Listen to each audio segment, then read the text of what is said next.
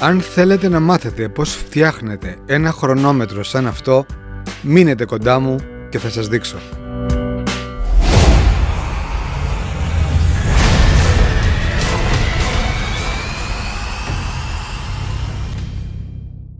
Ας ανοίξουμε ένα παράθυρο του προγράμματος περιήγησης και ας πάμε στην Google. Γράφουμε τη λέξη χρονόμετρο. Υπάρχουν αρκετά online χρονόμετρα, έχω ψάξει αρκετά και έχω καταλήξει σε αυτό που μου αρέσει. Θα βρείτε το σύνδεσμο στην περιγραφή του βίντεο. Πάμε στα settings για να δούμε τι επιλογές έχουμε. Επιλέξτε το νυχτερινό mode. Παραπάνω θα δούμε διάφορες προεπιλογές όσον αφορά τη μορφή του ρολογιού, αν δηλαδή θέλουμε να χρησιμοποιήσουμε κλάσματα των δευτερολέπτων ή όχι. Ας επιλέξω χωρίς κλάσματα, μόνο λεπτά και δευτερόλεπτα. Εσείς διαλέξτε ό,τι σας αρέσει και επιλέξτε παρακάτω τι χρώμα θέλετε να έχουν οι αριθμοί. Εγώ θα χρησιμοποιήσω το λευκό. Είμαστε έτοιμοι από εδώ. Πάω τώρα στο Filmora και κάνω καταγραφή οθόνης. Και ενώ η εγγραφή είναι σε εξέλιξη, βρίσκω το χρονόμετρο και πατάω Start.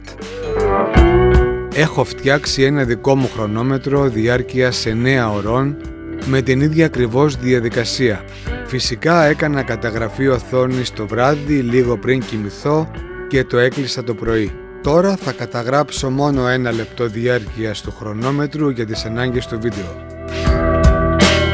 Θα επιταχύνω λίγο το βίντεο για εξοικονόμηση χρόνου.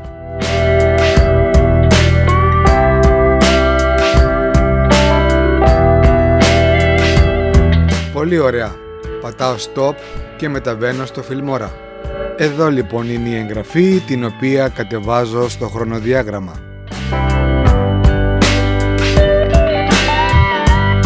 Τώρα θα ψάξω να βρω που είναι η αρχή του χρονόμετρου. Θα κόψω ακριβώς εδώ. Στη συνέχεια θα κάνω δεξί κλικ πάνω στο βίντεο και θα αναζητήσω το Crop and Zoom. Θα επιλέξω από το ράτιο Custom έτσι ώστε να προσαρμόσω το τετράγωνο που βλέπετε στο ρολόι μου επάνω.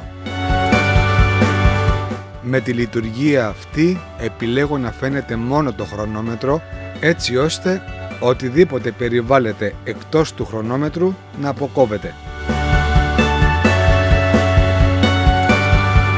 Αυτό ακριβώς ήταν το αποτέλεσμα και αυτό ακριβώς ήθελα.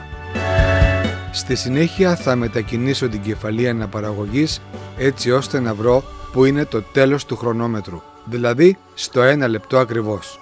Μπορείτε να κόψετε με το ψαλίδι το περίσσευμα ή να το σύρετε προς τα αριστερά όπως βλέπετε στο βίντεο. Αυτό λοιπόν είναι το χρονόμετρο, καθαρό και διαγράφουμε οτιδήποτε περιττό υπάρχει στο χρονοδιάγραμμα.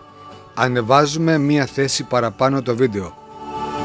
Στη συνέχεια μεταβαίνουμε στην παλέτα χρωμάτων και αναζητάμε το πράσινο χρώμα. Σύρτε το και τοποθετήστε το ακριβώς κάτω από το βίντεο. Μεγαλώστε τη διάρκεια του σέρνοντας το έως το τέλος του βίντεο. Στο παράθυρο προβολής βλέπουμε 2 χρώματα, το πράσινο και το μαύρο. Αυτό είναι κάτι που πρέπει να διορθώσουμε. Θα κάνω διπλό κλικ στο βίντεο με το χρονόμετρο και από την καρτέλα βίντεο θα επιλέξω σύνθεση. Από το αναπτυσσόμενο μενού ψάχνω να βρω το Lighten. Δείτε τι θα γίνει. Μόλις εξαφανίσαμε το μαύρο background και έχουμε ένα έτοιμο green screen. Κάνουμε εξαγωγή το βίντεο.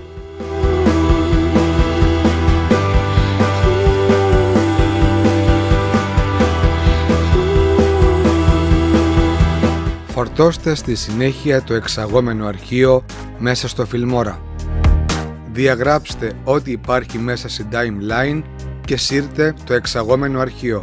Στη συνέχεια θα προσθέσω ένα βίντεο background για να δούμε πώς φαίνεται. Πρέπει να ανεβάσω μία θέση παραπάνω στην timeline το green screen έτσι ώστε το βίντεο να είναι κάτω από αυτό. Στη συνέχεια θα μεταβώ στο green screen και έτσι το βίντεο μας μαζί με το χρονόμετρο είναι έτοιμο. Προσαρμόστε το όπως θέλετε και όπως σας αρέσει. Τοποθετήστε το σε οποιοδήποτε μέρος του βίντεό σας. Αυτό λοιπόν ήταν το βίντεο για σήμερα. Ελπίζω να σας φάνηκε χρήσιμο. Πειραματιστείτε και θα τα καταφέρετε. Μέχρι την επόμενη φορά, μέχρι να τα ξαναπούμε, γεια και χαρά σας.